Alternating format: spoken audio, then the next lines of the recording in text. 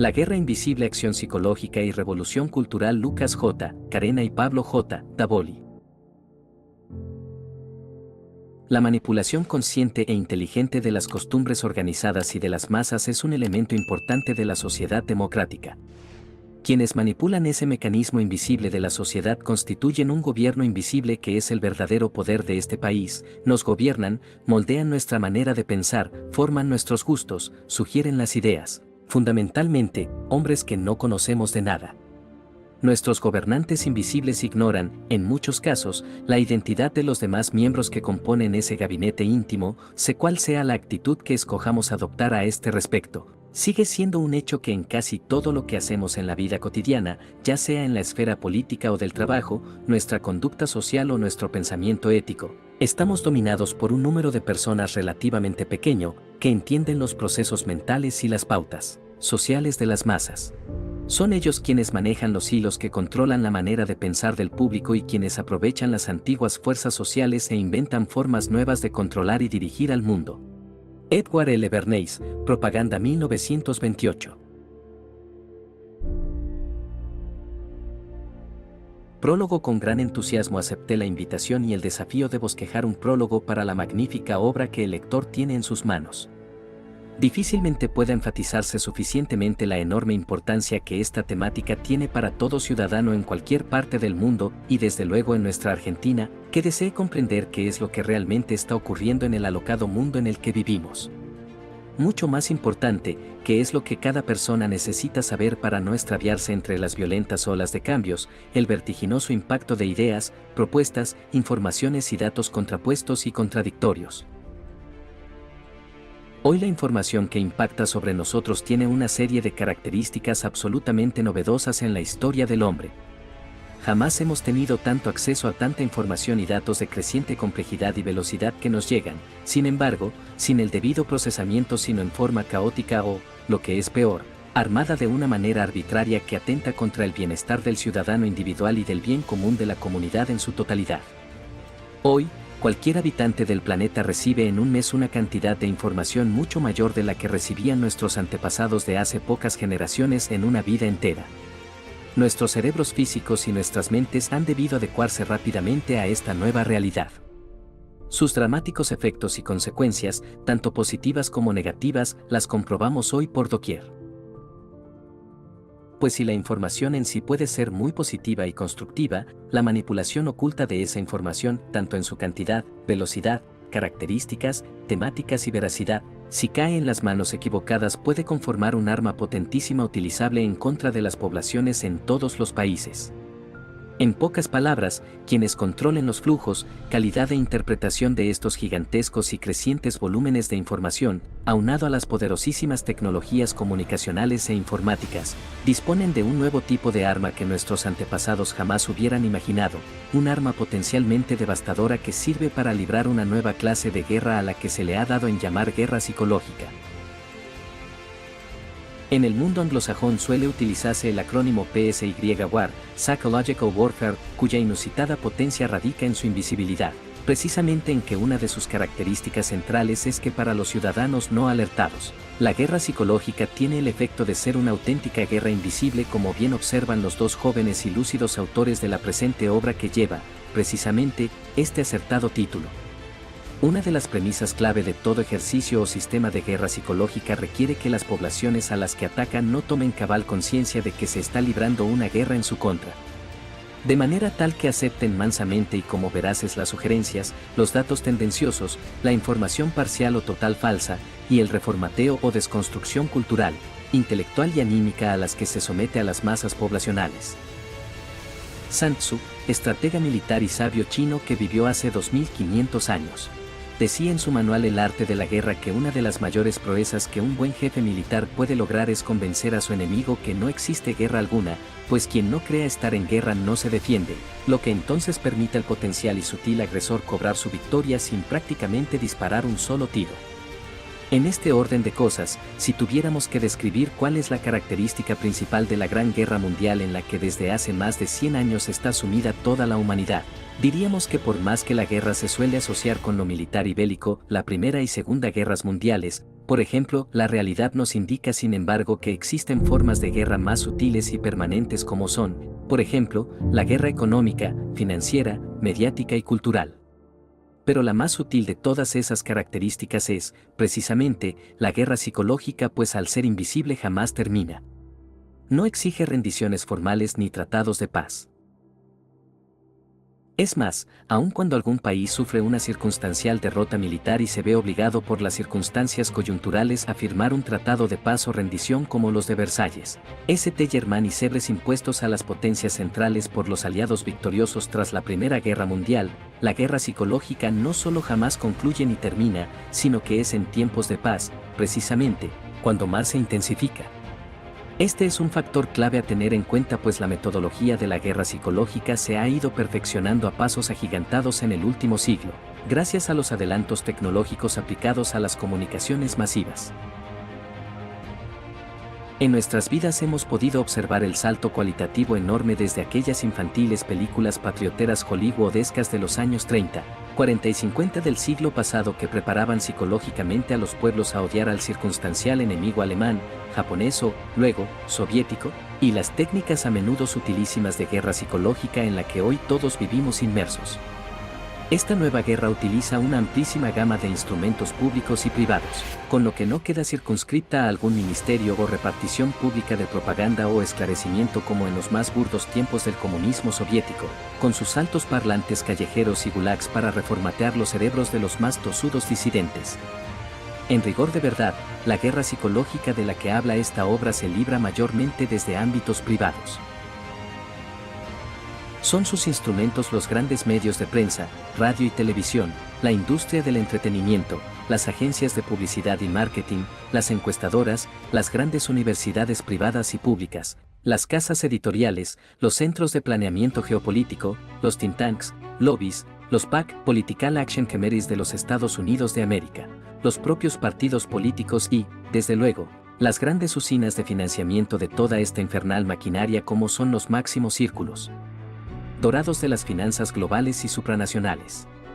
Se trata en el sentido más amplio y concreto del concepto, de la privatización del poder del que hemos hablado en otras obras, y que tiene a la guerra psicológica como su principal arma de dominio mundial.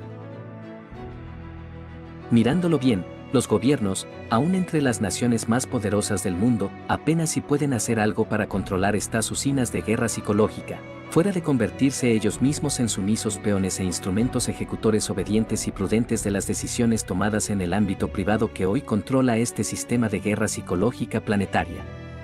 A modo de ejemplo, si el pobre Saddam Hussein hoy viviera seguramente diría que la madre de todas las guerras es, precisamente, la guerra psicológica que también a él lo derrotó. El famoso líder iraquí fue primero encumbrado como títere de uno de los bandos de poderosos cuando necesitaban atacar a Irán a través de un testaferro en los años 80 del siglo pasado, más luego cumplida ya su transitoria funcionalidad, usando el engaño y la mentira como tácticas de guerra psicológica aplicada a la geopolítica y la diplomacia. Le hicieron pisar el palito a don Saddam para que cayera en la trampa urdida en Kuwait que con los años condujo a la total destrucción y devastación de la gran nación y pueblo de Irak. A una escala vastamente menor, gracias a Dios. Algo parecido le ocurrió a la Argentina del general Galtieri en torno a su fallida tentativa en 1982 de recuperar nuestras Islas Malvinas argentinas de las garras de la prepotencia británica. Los ignorantes generales argentinos olvidaron que Londres, con sus 5 siglos de experiencia imperial, es el mayor centro y usina de elaboración de técnicas de guerra psicológica, de la que el Instituto Tavistock al que los autores de la presente obra hacen referencia, es apenas una muestra. 34 años después, Argentina sigue pagando sus nefastas consecuencias. Cuando el hombre se ve confrontado con una cantidad abrumadora y aparentemente caótica de datos a primera vista inconexos, confusos y desorientadores, lo primero que debe hacer es ordenarlos, buscar patrones, identificar subsistemas y hallar las necesarias conexiones significativas que, no por ser menos aparentes, signifique que no existan. Viene a colación recordar que la base de toda exitosa guerra psicológica es, como dice el lema del servicio secreto israelí Mossad, librar la guerra a través del engaño. De manera que si hemos de esbozar los necesarios lineamientos conceptuales para estructurar una aún más exitosa guerra psicológica, digamos entonces que el primer y fundamental paso consiste en no dejarse engañar. A medida que avancemos en el trabajoso proceso de ordenar la masa de datos e información que nos bombardea y circunda a diario como un verdadero tornado que no solo confunde sino que también asusta, se comprenderá entonces por qué tantos millones de personas hoy se encuentran afectadas por ataques de pánico, depresión, angustia, arrastradas algunas incluso hasta el suicidio.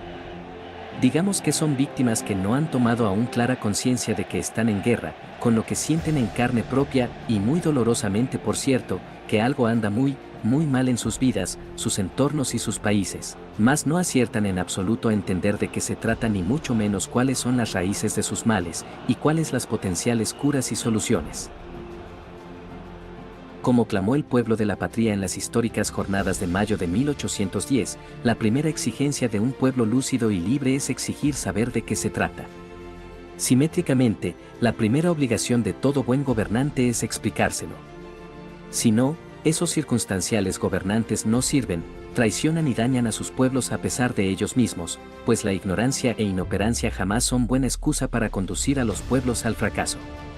Si alguien carente de la necesaria capacitación insiste en pilotear una aeronave de gran porte Airbus con el resultado casi inmediato de estrellarla matando a pasajeros y personas en tierra, su ignorancia de manera alguna servirá para excusarla de su irresponsabilidad. Sabiduría es saber lo que uno no sabe. Con lo que tristemente debemos concluir que nuestras dirigencias políticas en la Argentina y la mayor parte de los países de nuestra región y del mundo adolecen de una enorme falta de sabiduría en el sentido descripto. Los gobiernos que se hacen cargo de la res pública sin comprender que el poder hoy ha quedado mayormente en manos privadas, que el poder real ha quedado privatizado, con toda seguridad conducirán a sus naciones hacia crecientes crisis, sufrimientos, debilidad y decadencia. La conclusión a la que arribamos, y que esta obra de Pablo Davoli y Lucas Carena describe magníficamente, es que debemos entender que esta insidiosa guerra invisible de la que somos todos víctimas conforma en sí misma un sistema. Cuando se entiende esto, se produce una suerte de clic mental, se clama eureka, pues cuando se acierta a desentrañar cómo funciona este sistema de guerra psicológica, entonces podremos ordenar la vasta cantidad de datos e información que amenaza con agobiarnos y ahogarnos a diario, nos permite identificar lo que es importante de lo que es superfluo, nos permite ubicar cada pieza o parte, cada tornillo y tuerca de la infernal maquinaria de guerra psicológica, por así decirlo, en el lugar que le corresponde. Y cuando empezamos a contemplar este sistema de guerra psicológica ocurre un verdadero milagro del intelecto humano, pues entonces empezamos a comprender la lógica detrás del sistema, el por qué, el cómo, el para qué y el cuándo de esta bestia mundial. A su vez, al comprender esta lógica interna, podremos proyectar su futuro accionar, o sea prever hacia dónde se encamina, qué quiere y cuál será su próxima víctima, lo que nos coloca en una situación de inteligente y previsora defensa ante la acción de cacería que la bestia de la guerra psicológica libra contra nosotros. En cierta manera, estaremos repitiendo en pleno siglo XXI el eterno retorno del drama que nuestros más remotos antepasados neolíticos vivían al salir en tropel a cazar al proverbial mamut. Ingeniaban una estrategia adecuada, no se paraban delante del peludo monstruo para dejarse aplastar y engullir, sino que se organizaban en grupos sigilosos, le tendían alguna trampa, lo atacaban de varios lugares hasta confundirlo y lograr voltearlo, matarlo, carnearlo y engullirlo. Esta experiencia arcaica de guerra de supervivencia debe haber costado sus buenas víctimas, pero si somos menos individualistas y priorizamos la supervivencia del conjunto, de la tribu, por así decirlo por encima del mero interés y egoísmo individual, entonces el resultado final será a la larga bueno y benéfico. En última instancia, la gran lección de vida que todo hombre o mujer maduro debe aceptar es que la vida es dura, la vida es injusta y la vida es riesgo. ¿Qué mejor, entonces, que abordar este combate con sana y valiente alegría, en lugar de hacerlo con tristeza y miedo? Con fe, en vez de fatalidad, con mente clara y fuerte, en lugar de sucumbir al pánico o dejarse llevar de las narices por el moloch que hoy envenena a todo el planeta. En verdad, librar la guerra psicológica para lo que este volumen nos brinda magnífica preparación anímica y mental, implica hacerse de cierto espíritu guerrero, casi como un caballero medieval o un samurái japonés. Pues todo genuino guerrero siempre tiene fe en lo trascendente y, por ende, no le teme a la muerte, sabiendo que su pequeño ego personal importa poco o nada al lado de la salud y felicidad de su familia, su etnia, su nación y de toda la humanidad a la que pertenece y de cuyo inconsciente, superconsciente, debiéramos decir, colectivo forma parte y se nutre. Quede entonces así establecida la gran consigna para la que esta obra es una suerte de manual del guerrero, que es que toda guerra, la guerra psicológica, incluida, requiere de coraje, valentía, fe, generosidad y amor. Así sabremos enfrentar peligros, riesgos y sinsabores, siempre en pos de algo superior y trascendente.